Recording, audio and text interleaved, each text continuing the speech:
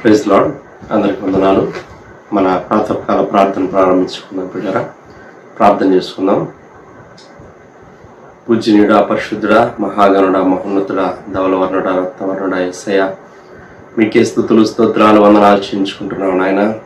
అతి శ్రేష్టమైనటువంటి మీ నామంలో మీ పాదముల యొద్ద ఈ విధంగా మేము చేరడానికి మాకు ఇచ్చినటువంటి గొప్ప భాగ్యం కొరకు మీ స్తోత్రాలు వందనాలు చెల్లించుకుంటున్నాం నాయన. ఇదిగో ప్రభా, తెల్లవార్చుండగా మరి తండ్రి ప్రభా వేకునే మిమ్మల్ని స్తుతించుటకు, మిమ్మల్ని కనపరచుటకు దేవా మరి తండ్రి మీ వాక్యాన్ని ధ్యానించడానికి మాకు ఇస్తున్నటువంటి గొప్ప తరుణం కొరకు మీ స్తోత్రాలు వందనాలు చెల్లించుకుంటున్నాం దేవా మరి తండ్రి నాయన. స్తుతితో మిమ్మల్ని ఎదుర్కోవడానికి మాకు ఇస్తున్నటువంటి ఈ మంచి సమయం కొరకు మీ స్తోత్రాలు చెల్లించుకుంటున్నాం నాయన. దేవా మరి తండ్రి నాయన, దేవదూతుల చేత నిత్యము దేవా పొగడపడుచున్నటువంటి గొప్ప దేవా మీ స్తోత్రాలు. మీ పేరు పెట్టబడినటువంటి జనులంగా దేవా మమ్మల్ని తగ్గించుకొని ఇదిగో ప్రభా మీ వైపు చూస్తూ మిమ్మల్ని స్తుతించే సమయాన్ని మా కొరకు దీవించమని ప్రార్థన చేస్తున్నాం. మేము పాడుకునే పాటను మా కొరకు ఆశీర్వదించమని ప్రార్థన చేస్తున్నాం నాయన. మా స్థుతుల మీద మీరు ఆశీనులు ఉండమని ప్రార్థన చేస్తున్నాం దేవా. అలాగ మరి తండ్రి నాయన 91వ కీర్తన మేము నాయన చదువుకుంటూ ఉండగా మీరే మీ సన్నిధి మాకు తోడుగా ఉంచండి. మీ వాక్కులు వాగ్దానాలు ప్రభా మా పక్షంగా గొప్పగా మీరు నెరవేర్చమని ప్రార్థన చేస్తున్నాం.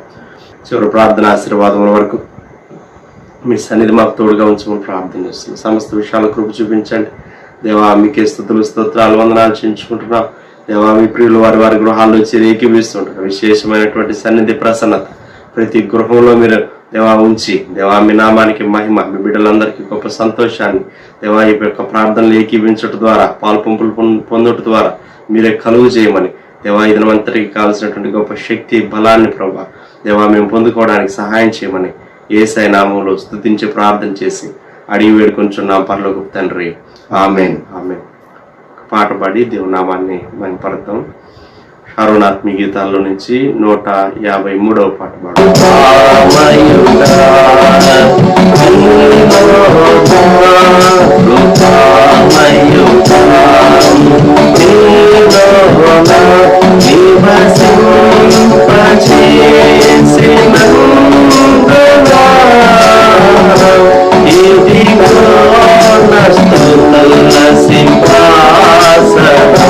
నీలో నివసింపజేసి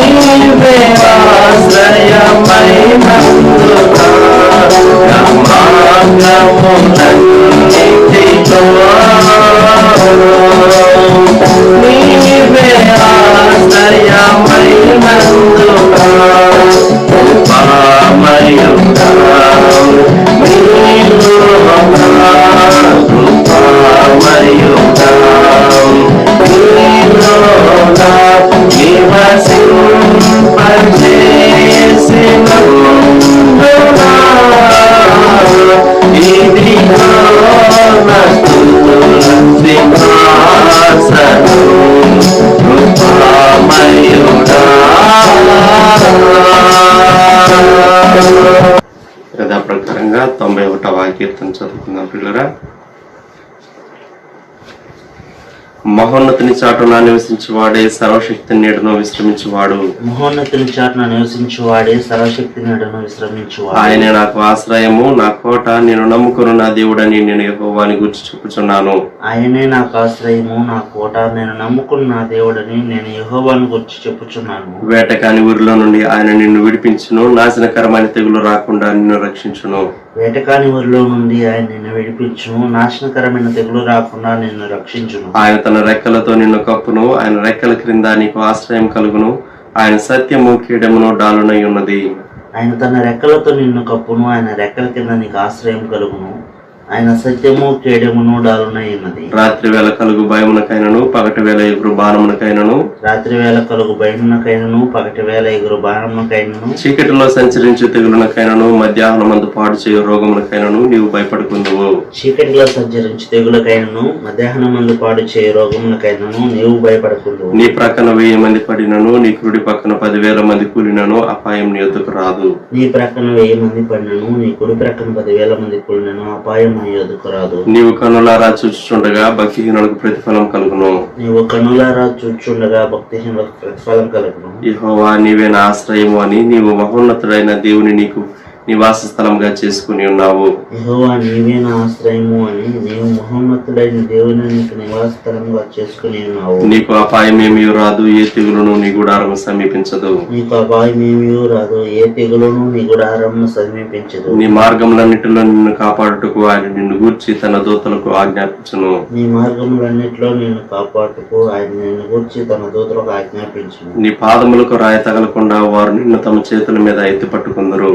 నీ పాదములకు రాయి తగులకుండా వారిని తమ చేతుల మీద ఎత్తి పట్టుకుంది. నీవు సింహములను నాగుపాములను త్రొక్కెదవు, కొదమ సింహములను భుజంగములను అనగద్రొక్కెదవు. నీవు సింహములను నాగుపాములను త్రొక్కెదవు, కొదమ సింహములను భుజంగములను అనగద్రొక్కెదవు. అతడు నన్ను ప్రేమించుచున్నాడు గనుక నేను అతన్ని తప్పించదను, అతడు నా నామం ఎరిగిన వాడు గనుక నేను అతని గనపరచదను. అతడు నన్ను ప్రేమించుచున్నాడు గనక నేను అతను తప్పించదను, అతడు నా నామము నెరిగిన వాడు గనక నేను అతని గనపరచదను. అతడు నాకు మొర్రపెట్టగా నేను అతనికి ఉత్తరం ఇచ్చదను, శ్రమలో నేను అతనికి తోడై ఉండేదను, అతని విడిపించి అతని గొప్ప చేసేదను.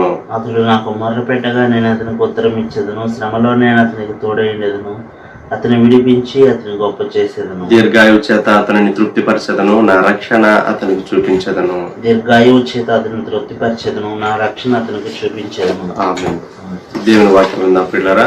దైవజనులు ప్రభుదాసు గారు వచ్చి మనకు దేవుని వాక్యాన్ని అందిస్తారు. The book of Exodus, chapter 17, first 7 verses. నిర్గమ 17 మొదటి 7 వచనాలు. తరువాత ఇశ్రాయేలీల సర్వసమాజము యెహోవా మాట చొప్పున తమ ప్రయాణములలో సీను అరణ్యము నుండి ప్రయాణమైపోయి రెపీదీములో దిగిరి. ప్రజలు తమకు త్రాగ నీళ్లు లేనందున మోషేతో వాదించుచు త్రాగుటకు మాకు నీళ్ళిమ్మని అడుగగా మోషే, మీరు నాతో వాదింపనేలా, యెహోవాను శోధింపనేలా అని వారితో చెప్పాను. అక్కడ ప్రజలు నీళ్లు లేక దప్పికొని మోషే మీద సణుగుచు, ఇదెందుకు? మమ్మును, మా పిల్లలను, మా పశువులను దప్పిచేత చంపుటకు ఐగుప్తుల నుండి ఇక్కడికి తీసుకుని వచ్చిరండి. అప్పుడు మోషే యెహోవాకు మొరపెట్టుచు, ఈ ప్రజలను నేనేమి చేయదును, కొంతసేపటికి నన్ను రాళ్లతో కొట్టి చంపుదురను. అందుకు యెహోవా, నీవు ఇశ్రాయేలీయుల పెద్దల్లో కొందరిని తీసుకుని ప్రజలకు ముందుగా పొమ్ము. నీవు నదిని కొట్టిన నీ కర్రను చేత పట్టుకొని పొమ్ము. ఇదిగో అక్కడ హోరేబులోని బండ మీద నేను నీకు ఎదురుగా నిలిచేదను.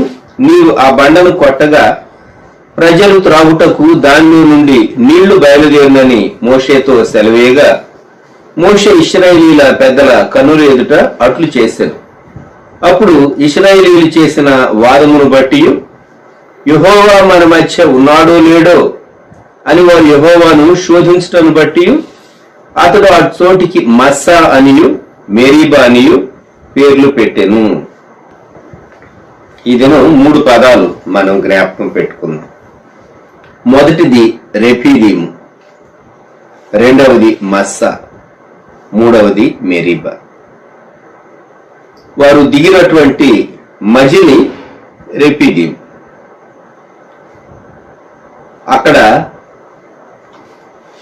ఆ చోటికి 2 పేర్లు పెట్టబడి, ఒకటి మస్సా, ఇంకోటి మెరీబా. Rephidim, Massah, Meribah. ఇశ్రాయేలీయులు సీను అరణ్యం నుండి బయలుదేరిన తర్వాత రెఫీదీముకు వచ్చినట్టు నిర్గమకాండంలో చూస్తూ ఉన్నాం. గాని సంఖ్యాకాండం 33వ అధ్యాయంలోనికి మనం వెళ్ళినప్పుడు 12వ వచనం నుండి, సంఖ్యాకాండం 33:12 నుండి సీను అరణ్యములో నుండి బయలుదేరి దోపకాలో దిగిరి, దోపకాలో నుండి బయలుదేరి ఆలూష్లో దిగిరి, ఆలూష్లో నుండి బయలుదేరి రెపీదీములో దిగిరి, అక్కడ జల్లు త్రాగుటకై నీళ్లు లేకపోయాను అని సంఖ్యాకాండంలో చూస్తాం. కనుక 2 స్థలాలు, ఒకటి దోపక, 2 ఆలూష్. ఈ స్థలాలు గురించి నిర్గమకాండంలో వ్రాయబడలేదు. అక్కడ ఏ ప్రత్యేకమైన సంఘటన జరగలేదు. దోపక అనేటటువంటి హిబ్రూ పదానికి అర్థము దాటి వెళ్ళుట అని అర్థం. అలాగే అలూష్ లేక ఆలూషు అనేటటువంటి ఈ హిబ్రూ పదానికి అర్థము ఒక గుంపు, ఎ క్రౌడ్ అని అర్థం ఉన్నది. ఈ 2 స్థలాల్లో ఏ విధమైనటువంటి ప్రత్యేక సంఘటనలు జరగలేదు కనుక, ప్రాముఖ్యమైనటువంటి సంఘటన రెపీదీములో జరిగింది కనుక రెపీదీముల గురించే డైరెక్ట్ గా నిర్గమకాండంలో రాయబడింది. సంఖ్యాకాండంలోనేమో ఉదహరించబడింది ఆ 2 పదాలు. ఇప్పుడు రెఫీదీము అంటే అర్థము విశ్రాంతి, రెస్ట్, స్టే, నివసించుట లేక ఆరాంగా కూర్చోవటం అన్నమాట రెఫీదీం, రెస్ట్, స్టే. ఇప్పుడు రెఫీదీములో వారు ఒక సమస్య ఎదుర్కొన్నారు.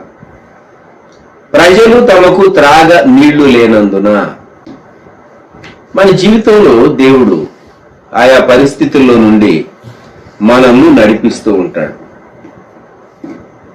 మనలో నుండి రియాక్షన్ వస్తుంది. అది పాజిటివ్గా రావచ్చు, నెగిటివ్గా రావచ్చు. ఇశ్రాయేలీలు ఐగుప్తు నుండి విడిపించబడ్డారు. 10 తెగుళ్ల చేత బలమైనటువంటి దేవుని హస్తం వారిని విడిపించింది. వారు ఎర్ర సముద్రాన్ని దాటారు.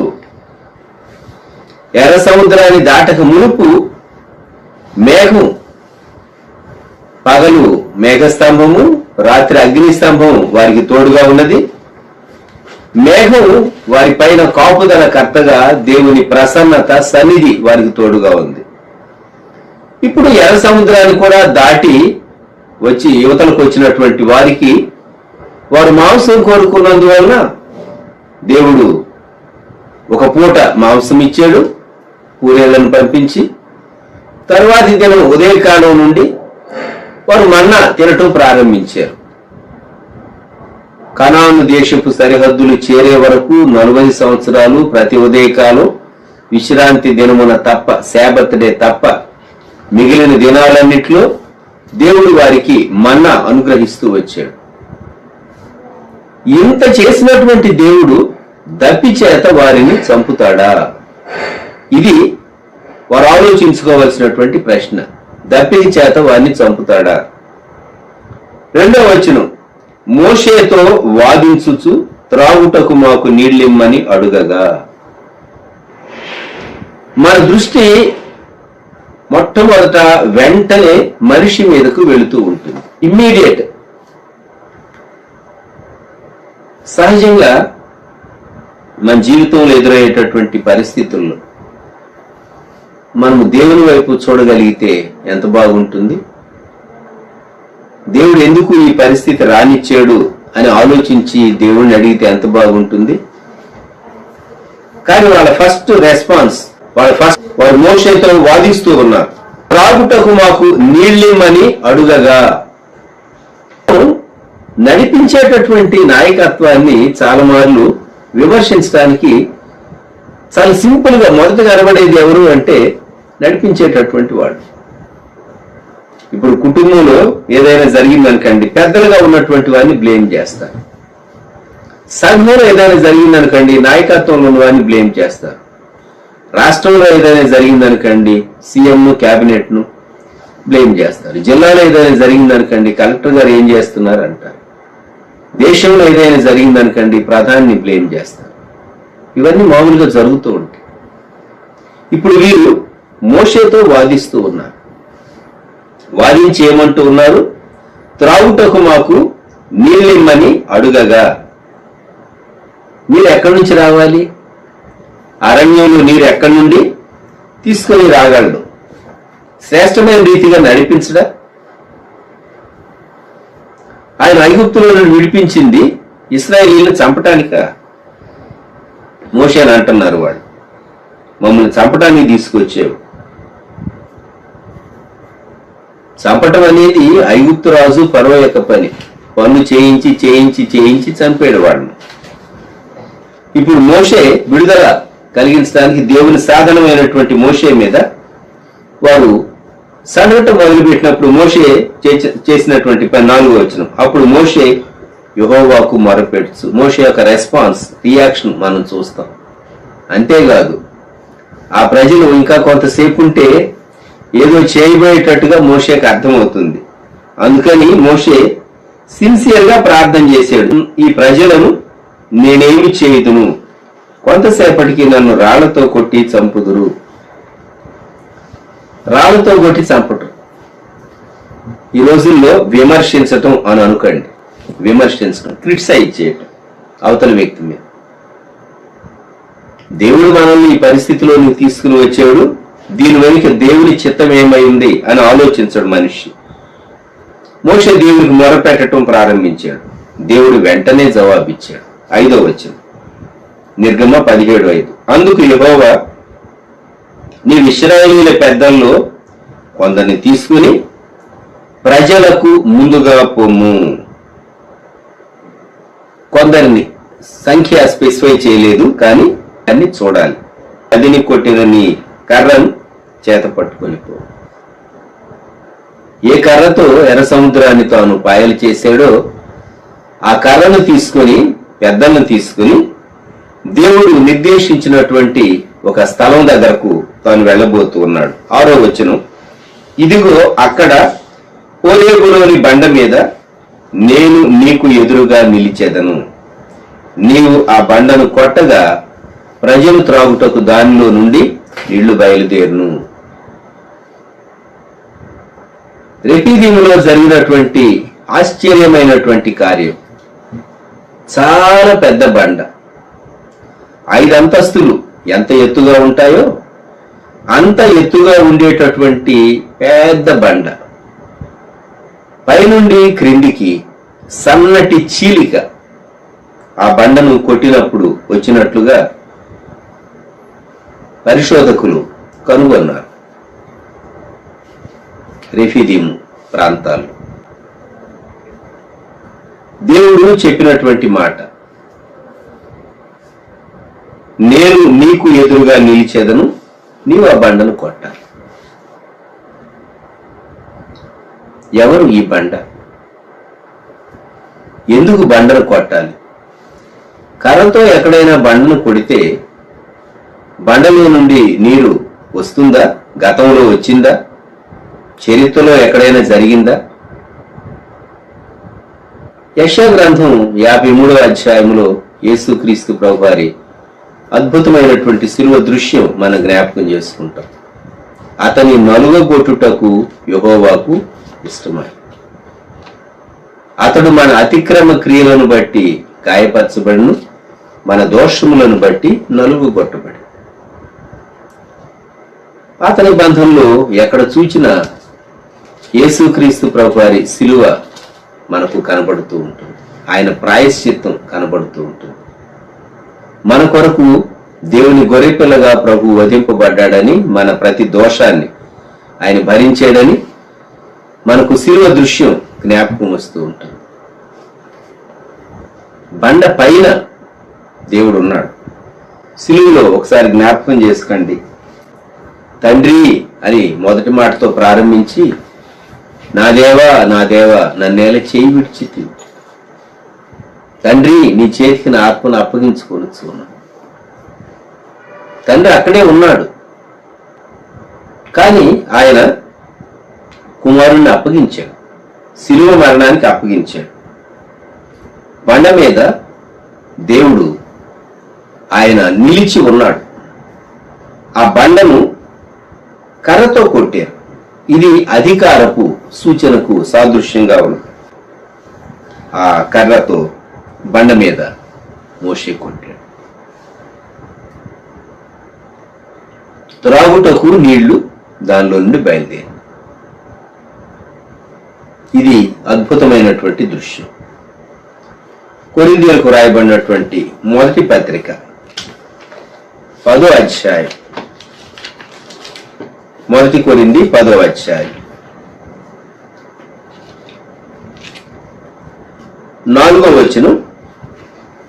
అందరూ ఆత్మ సంబంధమైన ఒకే పానీయమును పానము చేసిరి, ఎలయనగా తమను వెంబడించిన ఆత్మ సంబంధమైన బండలోనిది త్రాగిరి, ఆ బండ క్రీస్తే. తమ్మును వెంబడించిన ఆత్మ సంబంధమైన బండ. ఆ బండలో నుండి వచ్చినటువంటి ఊట ప్రవాహము కాలువలై వారి క్యాంపులో ప్రవహించింది. అందువల్ల చిన్నలేమి పెద్దలేమి వారి పశువులు తాగటానికి సమృద్ధిగా నీరు వారికి అందుబాటులోనికి వచ్చింది. వారి మధ్య ఆ కాలువలు, నీటి కాలువలు ప్రవహించింది. లేకుంటే లక్షలాది మంది ప్రజలు తాగాలి అంటే ఒకసారి ఊహించుకోనండి. దేవుడు సమృద్ధిగా వారికి జలము, నీరు అనుగ్రహించాడు.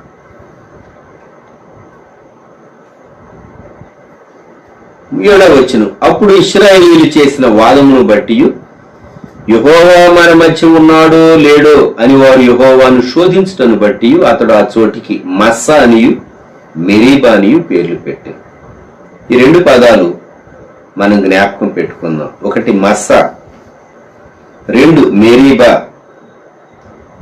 మస్సా శోధించుట, మెరీబా వాదము. శోధించుట, వాదము. Massah, Meribah. ఈ స్థలంలో జరిగినటువంటి వృత్తాంతం, ఇశ్రాయేలీయులు దేవుని శోధించారు, మోషేతో వాదించారు. మనుషులతో వాదించడం, ఆర్గ్యూ చేస్తాం. మనం దేవుణ్ణి శోధిస్తాం. దేవుడు ఈ సంఘటన ద్వితీయోపదేశకాండంలో దాదాపు వారి యాత్ర అంతా పూర్తయి వాగ్దాన దేశానికి వారు వెళ్ళక మునుపు ద్వితీయోపదేశకాండంలో మోషే వాళ్ళను కూర్చోబెట్టి పాత సంగతులన్నీ గుర్తు చేస్తూ క్రొత్త తరం వారికి ముమ్మారు ఈ విషయాలు జ్ఞాపకం చేశాడు. ద్వితీయోపదేశకాండం 6వ అధ్యాయం 16వ వచనం. మీరు మస్సాలో మీ దేవుడైన యెహోవాను శోధించినట్లు ఆయనను శోధింపకూడదు. అలాగే 9వ అధ్యాయం 22వ వచనం. మరియు మీరు తకేరాలోను మస్సాలోను కిబ్రోత్ హతావాలోను యెహోవాకు కోపము పుట్టించితిరి. అలాగే 33వ అధ్యాయం ద్వితీయోపదేశకాండం 8వ వచనం. లేవీని గూర్చి ఇట్లను, నీ తుమ్మీము నీ ఊరీము నీ భక్తునికి కలవు, మస్సాలో నీవు అతని పరిశోధించితివి, మెరీబా నీళ్ల యొద్ద అతనితో వివాదపడితివి. ఇక్కడ మాత్రం మనకి ఇంకొక వర్షన్ కనబడుతుంది. ఏమని? దేవుడు పరిశోధించాడు. వీరు దేవుని శోధించినట్లు మస్సా దగ్గర, మెరీబా దగ్గర మనం అనుకుంటాం. అయితే భక్తుని నీవు దేవా శోధించేవు, నీవు పరిశోధించేవు, నీవు అతనితో వివాదపడ్డావు అని మోషే, దైవజనుడైనటువంటి మోషే చివర్లో ఇశ్రాయేలీయులను దీవించినప్పుడు లేవీ గోత్రాన్ని గురించి తాను దీవిస్తూ చెప్పినటువంటి మాట. ఈ ద్వితీయోపదేశకాండంలోని ఈ భాగాలు, నీవు దేవుని శోధింపకూడదు అని చెప్పినటువంటి భాగాలు సాతానుకు చాలా భయం. ఎందుకు భయము అంటే, దేవుడు శరీరధారిగా భూమి మీదకి వచ్చినప్పుడు, ప్రభు అయినటువంటి యేసుక్రీస్తు వారు శరీరధారిగా ఉన్నప్పుడు, ఆయన 40 దినములు ఆయన శోధింపబడినప్పుడు, మత్తయి 4వ అధ్యాయం 1వ వచనం. అప్పుడు యేసు అపవాది చేత శోధింపబట్టు ఆత్మ వలన అరణ్యమునకు కొనిపోబడెను. ఈ 3 విధాలైనటువంటి శోధనల్లో ప్రభు చెప్పినటువంటి మాట 7వ వచనం. ప్రభు అయిన నీ దేవుని నీవు శోధింపవలదని మరి ఒక చోట వ్రాయబడి ఉన్నది. ప్రభువైన నీ దేవుని శోధింపకూడదు. ఈ మాట ద్వితీయోపదేశ కాండంలో నుండే యేసు ప్రభు వారు జ్ఞాపకం చేశాడు. అతన ద్వితీయోపదేశ కాండం అనేటటువంటి పుస్తకం జుటురాయని అంటే నీకు భయం. ఎందుకంటే నీవు దేవుని శోధింపకూడదని వ్రాయబడింది. నీ యేసుక్రీస్తు ప్రభువును శోధించి ఓడిపోయావు అని ఒక భక్తుడు ద్వితీయోపదేశ కాండం గుర్చి తాను రాశాడు. దేవుణ్ణి శోధించుట, ఈ మస్స అనేటటువంటి పదం యొక్క అర్థం శోధించుట, మెరీబా ఏమో వివాదం. దేవుణ్ణి మనిషి శోధించవచ్చా? దేవుడు మనిషిని శోధిస్తాడా? లేక మనిషిని శోధించడానికి దేవుడు పర్మిషన్ అలౌ చేస్తాడా? మలాకీ గ్రంథంలో మాత్రం 3వ అధ్యాయంలో 10వ వచనం మనం చదువుతూ ఉంటాం మామూలుగా. దీన్ని చేసి మీరు నన్ను శోధించని ఎడల అని దేవుడు చెప్పాడు. ఆ సందర్భం ఏంటంటే, మీరు అర్పణలను, దశం భాగాలను నా సన్నిధిలోనికి తీసుకుని వచ్చి మీరు అర్పించండి. దీన్ని చేసి మీరు నన్ను శోధించిన ఎడల పట్టజాలనంత విస్తారంగా దీవెనలు ఇస్తానని మలాకీ గ్రంథం 3వ అధ్యాయం 10వ వచనం. నా మందిరంలో ఆహారం ఉండినట్లు 10వ భాగం అంతా మీరు నా మందిరపు నిధిలోనికి తీసుకుని రండి. దీన్ని చేసి మీరు నన్ను శోధించిన ఎడల నేను ఆకాశపు వాకిళ్లను విప్పి పట్టజాలనంత విస్తారంగా దీవెనలు కుమ్మరించేదనని సైన్యములకు అధిపతిగా యెహోవా సెలవిచ్చుచున్నాడు. ఇక్కడ మాత్రం దేవుడు తనను శోధించడానికి పర్మిషన్ ఇచ్చాడు. అధిపతుల గ్రంథంలో దేవుని ఏర్పాటులో ఉన్నటువంటి గిద్యోను తాను గానుగ చాటున గోధుమలను దూడగొట్టుకుంటూ ఉంటే దేవుని దూత కనిపించి పరాక్రమ గల బలాఢ్యుడ యెహోవా నీకు తోడై ఉన్నాడని చెప్తే, మాకెలాగ తోడై ఉన్నాడు అది ఇది మాట్లాడి ఆ తరువాత తాను ఒక టెస్ట్, ఒక సూచన దేవుణ్ణి అడిగాడు. నేను వెళ్ళి అర్పణ సిద్ధం చేసి వచ్చే వరకు ఒక సూచన కనుపరచు. న్యాయాధిపతులు 6:17. నా ఎడల నీ కటాక్షం కలిగిన ఎడల నాతో మాట్లాడుతున్న వాడు నీవే అని నేను తెలుసుకున్నట్లు ఒక సూచన కనుపరచు అని అర్పణ తెచ్చే వరకు ఉండమన్నాడు. అర్పణ తీసుకుని వచ్చాడు. దేవదూత వెయిట్ చేశారు. ఆ తరువాత యెహోవా దూత 21వ వచనం, ఆ చేతికర్రను చాపినప్పుడు అగ్ని రాతిలో నుండి వచ్చి ఆ అర్పణను దహించటం 21వ వచనంలో మనం చూస్తాం. ఆ తరువాత ఇంకా 2 పరీక్షలు. నిజంగా నేను వెళ్ళి శత్రువులను, మరి మిద్యానీయులను నేను జయిస్తూ నీ చిత్తమైతే, ఆ న్యాయాధిపతుల గ్రంథం 6వ అధ్యాయంలో తాను 36వ వచనం నుండి 40వ వచనం వరకు 2 పరీక్షలు పెట్టాడు. ద టెస్ట్ ఆఫ్ ఫ్లీస్ అంటారు. కళ్ళం ఉన్నది, గొరిబొచ్చు ఉంది, నేలంతా ఆరి ఉన్నప్పుడు ఆ గొరిబొచ్చు మీద మాత్రం మంచు పడితే నీవు రక్షిస్తావు అని నేను నమ్ముతాను అన్నాడు. దేవుడు అలాగే చేశాడు. మళ్ళా అంటాడు, నీ కోపం నా మీద రానివద్దు దేవా. 39వ వచనం. ఇంకొకసారి నేలంతా మంచు పడి ఆ గొరిబొచ్చు మాత్రం పొడిగా ఉండి మనం కూడా అడిగాడు. దానికి ఆపోజిట్ చేయమన్నాడు. అయినా దేవుడు చేశాడు. దేవుడు శోధించాడు. గిద్యోను ఒకడు ఏం చేయగలడు? దేవుడు తనకు తోడే ఉన్నాడని ఒక రుజువు చూపించమని అడిగినప్పుడు దేవుడు చూపించాడు. 3 సార్లు దేవుడు తనతో ఉన్నాడని నిర్ధారణ చేసుకున్న తర్వాత తాను అప్పుడు బయలు వెళ్ళి దేవుడు ఉద్దేశించినటువంటి కార్యం, దేవుని ప్రజలకు నాయకత్వం వహించి శత్రువులైనటువంటి మిద్యానీయులను తాను జయించాడు, అణగొట్టాడు. మనం కూడా మన జీవితాల్లో కొన్ని మార్లు దేవుని శోధించే వారంగా ఉంటాం. వాస్తవంగా కీర్తనకారుడు మనకు చెప్పేటటువంటి ఒక చక్కని మాట, కీర్తన గ్రంథం 34వ కీర్తన 8వ వచనం. యెహోవా ఉత్తముడని రుచి చూచి తెలుసుకొనుడి, ఆయనను ఆశ్రయించు నరుడు ధన్యుడు. Taste and see that the lord is good. యెహోవా ఉత్తముడని రుచి చూచి తెలుసుకొనుడి. మనం ఆయన మంచితనాన్ని గ్రహించి దేవుని స్తుతించేటటువంటి వారంగా ఉండాలి. అంతేగాని దేవుని శోధించేటటువంటి వారంగా మనం ఉండకూడదు. 78వ కీర్తనలో 18వ వచనం. ఇశ్రాయేలీయులను గురించి ఆసాపు ఈ మాట అన్నాడు.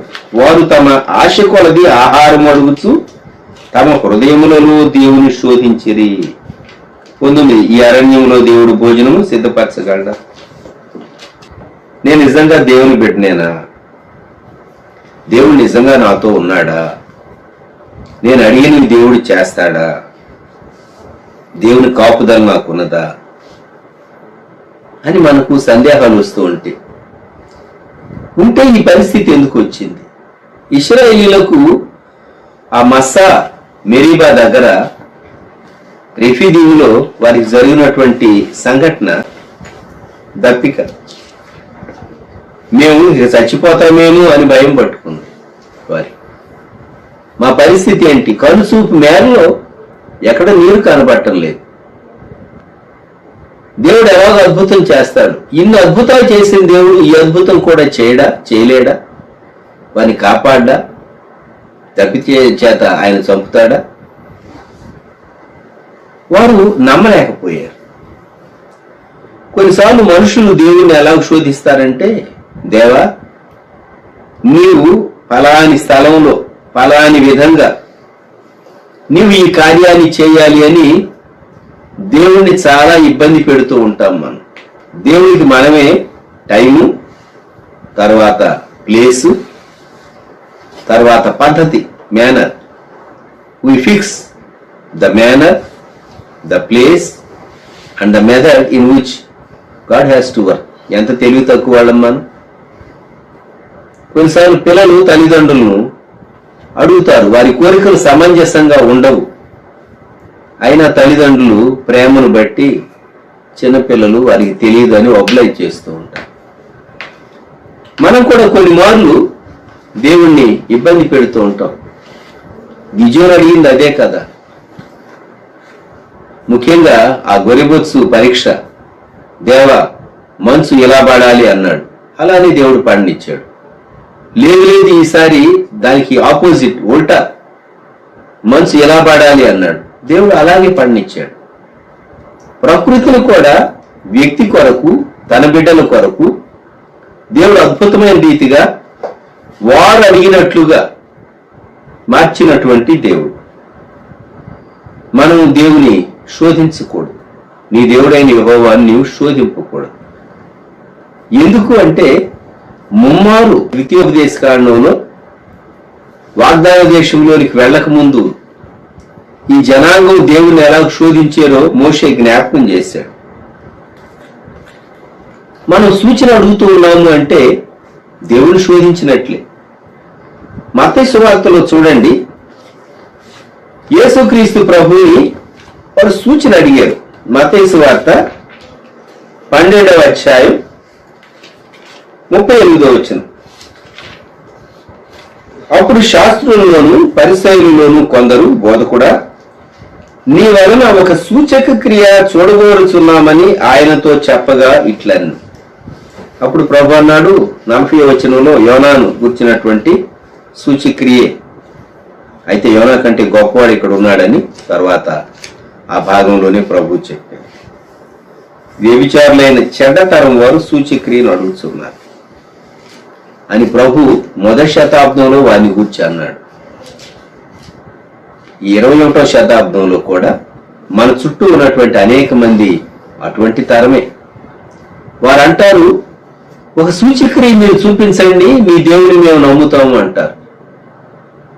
సూచక్రియలన్నిటికంటే శ్రేష్టమైనది సిలువలో ప్రభువైన యేసుక్రీస్తు వారు మానవ జాతంతటి కొరకు, మన పాపముల కొరకు ప్రాయశ్చిత్త బలిగా ఆయన రక్తం చిందించి మరణించి సమాధిలోనికి వెళ్ళి తిరిగి మూడవ జన్మం లేచాడు. చారిత్రాత్మకమైనటువంటి సత్యం ఇది, ఎవరు కాదనలేనటువంటి సత్యం. అది శ్రేష్టమైనటువంటి సూచక్రియ. దాన్ని నమ్మకపోతే ఇంకా ఏ సూచక్రియ చూసినా కూడా మనుషులు నమ్మరు. జ్ఞాపకం పెట్టుకుందాం.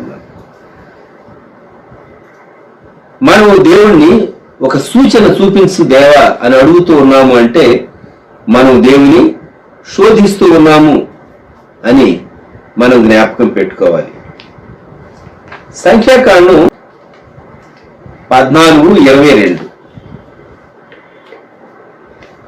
వాగ్దాన దేశానికి వేగుల వారిని పంపిస్తే ఆ వేగుల వారు 10 మంది తెచ్చిన చెడ్డ సమాచారం నమ్మారు గాని ఇద్దరు తెచ్చినటువంటి మంచి సమాచారం నమ్మక ఏడ్చినప్పుడు ఆ సందర్భంలో సంఖ్యాకాండం 14వ అధ్యాయం అర్ధరాత్రి ఇశ్రాయేలీల సమాజం ఎలుగెత్తి కేకలు వేసినప్పుడు దేవుడు ఏమన్నాడో తెలిసిన 22వ వచనం, నేను ఐగుప్తులోను అరణ్యంలోను చేసిన సూచక క్రియలను నా మహిమను చూచిన ఈ మనుష్యులందరూ ఈ 10 మార్లు నా మాట వినక నన్ను పరిశోధించారు.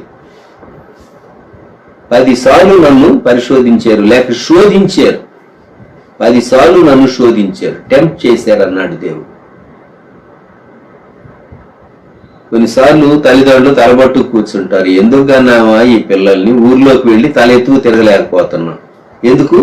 తల్లిదండ్రులకు అగౌరవం కలిగినప్పుడు, కుమారులు లేక కుమార్తెలు చేసినటువంటి కార్యాలు అవి కుటుంబ గౌరవానికి భంగం కలిగించినప్పుడు తల్లిదండ్రులు బయటికి వెళ్ళటానికి జంకుతారు, తెలిసిన వాళ్ళతో మాట్లాడటానికి జంకుతారు.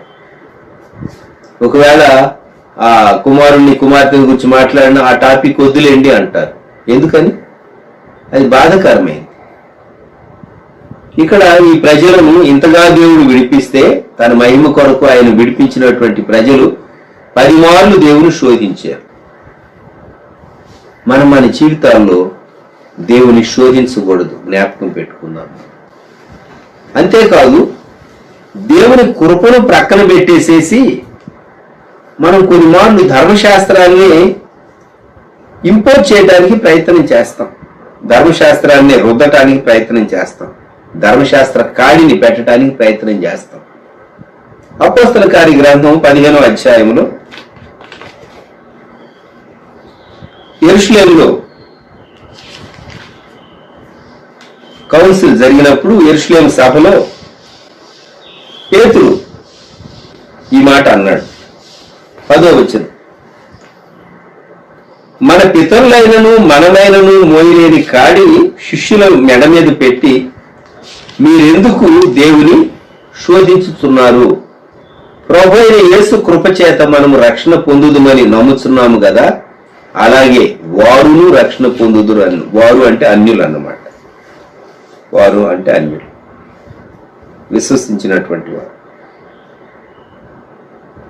సమస్య ఏంటి అంటే 15వ అధ్యాయం 5వ వచనం, పరిసయ్యుల తెగలలో విశ్వాసులైన కొందరు లేచి అన్యజనులకు సున్నతి చేయింపవలననియు మోషే ధర్మశాస్త్రమును గైకొనుడని వారికి ఆజ్ఞాపింపవలెననియు చెప్పిరి. సున్నతిని గూర్చినటువంటి వివాదం వచ్చింది.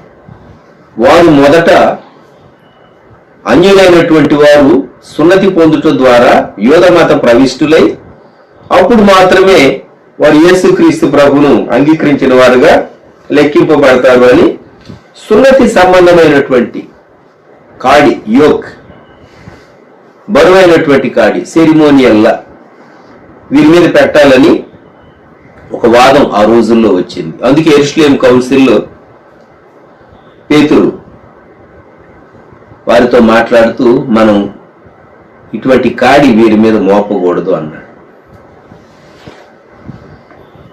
కనుక దేవుని కృపను మనం సరైన రీతిగా అర్థం చేసుకోవాలి. కొంతమంది ధర్మశాస్త్రం దాని వైపే చూస్తారు, కృపను వారు తక్కువ అంచనా వేస్తారు. ఇక్కడ మోయలేని బరువైనటువంటి కాడి, మనం గాని మన పితరులు గాని మోయలేనటువంటి ధర్మశాస్త్రం అంతటి చొప్పున యూదులు చేయగలరా? చేయలేరు. ఎందుకంటే ధర్మశాస్త్ర విధులు చాలా ఉన్నాయి, ఎన్నో ఉన్నాయి. ఆ ఒక్కటి పట్టుకుని సున్నతి అనే అటువంటి దాన్ని మీరు యేసు ప్రభు నమ్మితే మీరు మొదట సున్నతి పొందాలి అనేటటువంటిది అది మనము ఇన్సిస్ట్ చేయకూడదు అని పేతురు మొదటి శతాబ్దంలో చాలా స్పష్టం చేశాడు జెరూసలేం కౌన్సిల్. మనం మన జీవితాల్లో కృపను సరైన రీతిగా అర్థం చేసుకోవటానికి ప్రయత్నిద్దాం. ఆఖరిగా ఇంకొక అంశాన్ని నేను చెప్పి ముగిస్తాను. మనం దేవుని ఎలా శోధిస్తాము అంటే, దేవుని బిడ్డలు మా దేవుడు మమ్మల్ని కాపాడుతాడు కాబట్టి అవన్నీ మేము పాటించాలా, అవన్నీ అవసరమా? లోకస్తులు, అవిశ్వాసులు, యేసు ప్రభు నమ్మని వారు ఆ సూచనలన్నీ పాటిస్తున్నారు. మాకేంటి? మేము యేసు ప్రభు నమ్మిన వారు, ఆయన అద్భుతాలు చేసే దేవుడు. నేను దేవుని బిడ్డను గనుక నాకేమి కాదు అనేటటువంటి భావనతో అజాగ్రత్తగా, నిర్లక్ష్యంగా మనం వెళ్ళేమనుకండి, మన కలిగే నష్టానికి ఎవరు బాధ్యులు? నీవే బాధ్యుడో, నీవే బాధ్యురాలు. దేవుని శోధించకూడదు. ఒక ఎత్తైనటువంటి స్థలానికి ఎక్కి ఆయన నిన్ను గూర్చి తన దూతలకు ఆజ్ఞాపించాలని వ్రాయబడింది కాబట్టి నేను దూకుతా అంటే నీ కాళ్ళే విరుగుతాయి. ఎందుకని? దేవుడు దూకమని నీకు చెప్తే నువ్వు దూకు, నేను నిన్ను కాపాడుతానని దేవుడు స్పెసిఫిక్ గా చెప్తే నీవు అలా చేయి. నీకు అలా దేవుడు చెప్పలేదు అంటే నీవు దూకకూడదు, మెట్టు దిగి రావాలి. నువ్వు ఏ ఎత్తైన స్థలంలో ఉన్నావో అక్కడ నుండి మెట్లు దిగి రావాలి. అది క్రమం. అంతేగాని దేవుడు చాలా స్పష్టంగా నీవు ఈ పరిస్థితుల్లో ఇలా ఉన్నా కూడా నీకేమి కాదని నేను చెప్తూ ఉన్నా అని దేవుడు అన్నాడు, స్పెసిఫిక్ గా చెప్పాడు. అప్పుడు నీవు దేవుని మహిమ కొరకు నీవు చేస్తే అది వేరు. కానీ దేవుడు అలా చెప్పకుండా నీ అంతటి నీవే ఊహించుకొని దేవుడు నాకు తోడుగా ఉన్నాడు గనుక మిగిలిన వారి వలె నేను జాగ్రత్తలు తీసుకోనక్కర్లేదు అని అజాగ్రత్తగా మనం ప్రవర్తిస్తే మన కలిగే నష్టానికి దేవుడు బాధ్యుడు కాదు. దేవుని శోధింపకూడదు. జ్ఞాపకం పెట్టుకుందాం. మనం వారు మస్సా, మెరీబా దగ్గర రెఫీదీములో ఇశ్రాయేలీయులు దేవుని శోధించారు. మన జీవితాల్లో మనం దేవుని శోధించి మనకు నష్టము, కీడు, దేవుని నామానికి అవమానం మనం తీసుకురాకూడదు. ఈరోజు ఒక తీర్మానం చేసి, దేవా, సాధారణంగా మనుషులు పాటించవలసినటువంటి నియమాలు నేను విశ్వాసిని అయినప్పటికీ పాటించవలసిన వ్యక్తిగా ఉన్నాను, వాటికి నేను అతీతురాలను కాదు. ఒకవేళ ఒక ప్రత్యేకమైనటువంటి పరిస్థితుల్లో మిగిలిన వారి కంటే నేను భిన్నంగా ప్రవర్తించడానికి నీవు నాకు క్లియర్గా ఇన్స్ట్రక్షన్ ఇస్తే నేను చేస్తా. అటువంటి ఇన్స్ట్రక్షన్ నాకేదీ లేనప్పుడు నేను ఊహించుకొని అపాయాన్ని, నష్టాన్ని, కీడును, శ్రమను నేను తెచ్చుకొని నిన్ను శోధించి నీ నామానికి అవమానం కలిగించి నిన్ను నొప్పించను అని చెప్పేసేసి మన జీవితాల్లో తీర్మానం చేసుకున్నాం. మోషేతో వాదించారు, దేవుని శోధించారు.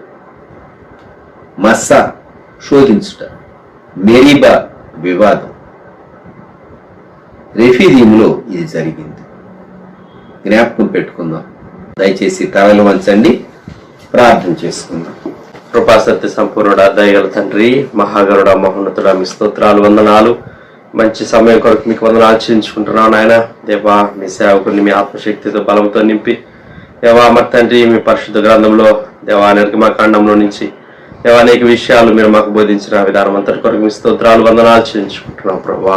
తండ్రి నాయన, రెఫీదీంలో జరిగినటువంటి దేవా యొక్క సంఘటన దేవా మరి తండ్రి నాయన, అయ్యా ఇశ్రాయేలు ప్రజలు దేవా మరి తండ్రి నాయన మీ బిడ్డ మోషే మీద దేవా సనుక్కున్నప్పుడు దేవా మరి తండ్రి నాయన ఆ విధంగా జరిగినటువంటి సందర్భం అంతటినీ దేవా మీరు మాకు వివరించిన విధానం అంతటి కొరకు స్తోత్రాలు. అవును ప్రభా మరి తండ్రి, వారికి నీళ్లు కావాలని దేవా మరి తండ్రి నాయన మోషే మీద దేవా ఎంతో సనుక్కున్నారని దేవా మీరు మాకు సెలవిచ్చారు మరి తండ్రి నాయన అట్టి మనస్సు మాలో లేకుండా మీరు సహాయం చేయమని ప్రార్థన చేస్తున్నాను. అవును ప్రభా వారికి నాయన మరి తండ్రి అరణ్యంలో సైతం దేవా మాంసం కావాలన్నప్పుడు దేవా మాంసం అనుగ్రహించినటువంటి దేవుడు, శ్రేష్టమైనటువంటి దేవా మరి తండ్రి నాయన మన్నాను అనుగ్రహించినటువంటి దేవుడు, వారి యొక్క ప్రతి అవసరతను తీరుస్తున్నటువంటి దేవుడు అయినను దేవా మరి తండ్రి నాయన అయ్యా మరి ప్రభు వాళ్ళు దాన్ని గ్రహించక మరి తండ్రి నీటి విషయంలో దేవా సనిగారని దేవా మరి తండ్రి అయా విషయాలు మీరు మాకు బోధించిన విధానం అంతటి కొరకు మీ స్తోత్రాలు వందనాలు చెల్లించుకుంటున్నాం దేవా. అవును ప్రభా మరి తండ్రి వాళ్ళని రక్షించడానికే మీరు దేవా ఐగుప్తు బానిసత్వం నుంచి బయటికి తీసుకొచ్చారు, కానీ దేవా మరి తండ్రి ఏమాత్రం కూడా ప్రభా వారిని నశింపజేయడానికి చంపివేయడానికి దేవా మరి తండ్రి మీరు తీసుకురాలేదు అన్న విషయాన్ని వాళ్ళు గ్రహించలేకపోయారు దేవా ప్రభా. అవును ప్రభా మీరు కూడా మమ్మల్ని రక్షించడానికి దేవా మమ్మల్ని ఇంకను వృద్ధిలోనికి అభివృద్ధిలోనికి తీసుకురావడానికి దేవా మీరు ఎన్నుకొని పిలుచుకొని దేవా మీరు నడిపిస్తున్న విషయాన్ని దేవా జీవులందరూ కూడా గ్రహించి సంతోషంగా ముందుకు సాగిపోవడానికి సహాయం చేయమని ప్రార్థన చేస్తున్నాం దేవా. ఈ కాలంలో దేవా మరి తండ్రి నాయన గొప్ప కార్యాన్ని మేము ధ్యానించడానికి తలపోసుకోవడానికి మా హృదయంలో దేవా భద్రపరచుకోవడానికి మీరు సహాయం చేస్తున్న విధానం అంతటి కొరకు మీ స్తోత్రాలు వందనాలు చెల్లించుకుంటున్నాం. అవును ప్రభా మీరు దేవా అయా మీరు బండ అయి ఉన్నారు దేవాందరూ బట్టి మీకు స్తోత్రాలు చెల్లించుకుంటున్నాం దేవా మరి తండ్రి. అవును ప్రభా యెషయా గ్రంథంలో మీరు సెలవిచ్చిన రీతిగా ఆయన నలుగొట్టుటకు యెహోవాకు ఇష్టమాయనని మీరు వాక్యం సెలవిస్తుంది ప్రభా మరి తండ్రి. మీ వాక్యంలో మీరు సెలవిచ్చిన రీతిగా మా కొరకు మీరు నాయన మరి తండ్రి ఎంతో నలగొట్టబడ్డారు దేవా మరి తండ్రి, గాయపరచబడ్డారు దేవా. శిలువలో మీరు మా కొరకు గొప్ప ప్రాణత్యాగం చేశారు దేవా, మీ స్తోత్రాలు చేయించుకుంటున్నాం దేవా మరి తండ్రి. కృప చూపించండి నాయన. అవును ప్రభా మరి తండ్రి నాయన మేము మిమ్మల్ని శోధించకూడదని సెలవిచ్చారు, మీ స్తోత్రాలు దేవా మరి తండ్రి. అపవాది మమ్మల్ని శోధిస్తుందని మత్తయి సువార్త 4వ అధ్యాయంలో దేవా మీరు మాకు సెలవిచ్చారు, మీ స్తోత్రాలు చేయించుకున్నాం. కృప చూపించండి ఆయన దేవా. అవును ప్రభా రుచి చూచి తెలుసుకోండి యెహోవా ఉత్తముడని దేవా మీ వాక్యం సెలవిచ్చారు, మీకు వందనాలు. మా అనుభవపూర్వకంగా మీ వాక్యంలో నుంచి దేవా మరి తండ్రి ఆ రీతిగా నాయన మేము కూడా మిమ్మల్ని రుచి చూచి తెలుసుకోవడానికి సహాయం చేయండి ఆయన. అంతే తప్పితే ఏమాత్రం నాయన అయా మా యొక్క అశ్రద్ధ చేత మా యొక్క నిర్లక్ష్యం చేత మా యొక్క మరి తండ్రి అయా జ్ఞానం లేనటువంటి పరిస్థితిని బట్టి దేవా వాక్య అనుభవం లేనటువంటి పరిస్థితిని బట్టి ఏమాత్రం మిమ్మల్ని శోధించక దేవా మిమ్మల్ని మీ మీద సనుక్కునేటువంటి వారంగా ఏమాత్రం ఉండకుండా మాకు సహాయం చేయమని ప్రార్థన చేస్తున్నాం ఆయన దేవా. మిమ్మల్ని కానీ మీ సేవకులనే కానీ ఏమాత్రం కూడా నాయన మేము నాయన శోధించేటువంటి వారంగా ఉండకుండా మాకు సహాయం చేయమని ప్రార్థన చేస్తున్నాం. మీ వాక్యం మమ్మల్ని భద్రపరచుకోవడానికి సమస్త విషయాల్లో సహాయం చేయండి. ఏ విషయాలు కృప చూపించండి ఆయన. ఇదిగో ప్రభా వెత్తబడినటువంటి వాక్యాన్ని మీరే మా హృదయాల్లో నీరు గట్టి ఫలింపజేయమని ప్రార్థన చేస్తున్నాం దేవా మరి తండ్రి. మా కొరకు ఎట్టి గొప్ప కార్యాలైనా మీరు చేయడానికి శక్తివంతులు సమర్థులని దేవా మీ వాక్యం నుంచి మీరు మాకు సెలవిచ్చారు, మీ స్తోత్రాలు చేయించుకుంటున్నాం. విషయాల మీద సహాయం చేయండి. మీకే స్తుతులు స్తోత్రాలు వందనాలు చేయించుకుంటూ దేవా ఇంకా అడగమరిచినటువంటి విషయాలన్నీ కూడా మీ యొక్క ఐశ్వర్యం చొప్పున మమ్మల్ని మీరు జ్ఞాపకం చేసుకొని మా యొక్క ప్రతి అవసరతను మీరే తీర్చి మీ నామానికి మహిమ తెచ్చుకోమని మీ చిత్తంలో మరలా ఈ రీతిగా చేయ పర్యంతరం మీ సన్నిధి కాపుదల దూతల భద్రత క్షేమం అందరి కలుగు చేయమని యేసయ్య నామములో స్తుతించి ప్రార్థన చేసి అడిగి వేడుకుంటున్నాం పరలోకపు తండ్రి, ఆమేన్. మన తండ్రి అయిన దేవుని యొక్క ప్రేమ, కుమారుడైన యేసుక్రీస్తు యొక్క కృప, పరిశుద్ధాత్మ యొక్క అన్యోన్య సహవాసము ఆశీర్వాదం మనకును మనం ప్రార్థన చేసిన ప్రతి ఒక్కరికి సదా తోడైండును గాక. ఆమేన్ ఆమేన్.